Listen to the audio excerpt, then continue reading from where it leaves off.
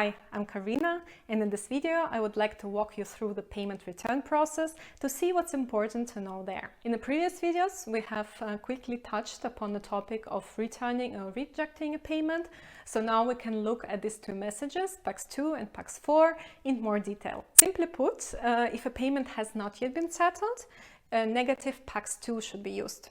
And I point out negative because PAX 2 can also be positive. It is then optional in CBPR Plus and can be used to inform about the status of a payment. So what indicates that it is negative?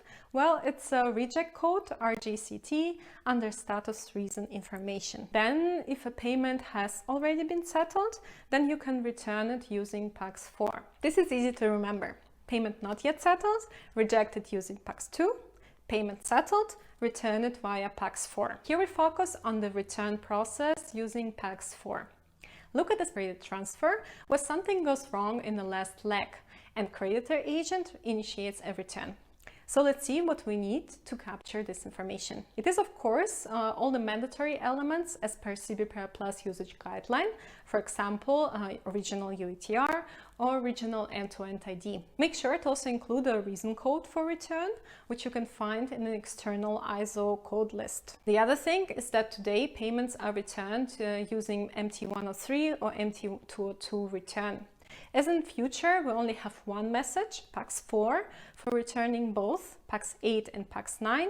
You need to know how to differentiate them. And that you can capture in the original message name ID element under original group information, where you can specify what kind of payment it was. For example, PAX 8. Then as we return a payment, you need to keep in mind that agents change and reverse their roles. Let's look where to capture this information. In PAX 4, you have original transaction reference and return chain element. In the original transaction reference, you fill out the agents as per previous flow. Nothing changes there as compared to the original instruction. The more interesting part is the return chain element, as it gives you information how the return flow should be processed. In this particular example, as the payment is returned by the creditor agent, it becomes a debtor. The next bank in the chain becomes the debtor agent and the instructed agent, and so on. You see the roles in the return chain are reversed as compared to the original instruction. Hope this helps you get familiar with the basics of returning a payment. Thanks for watching.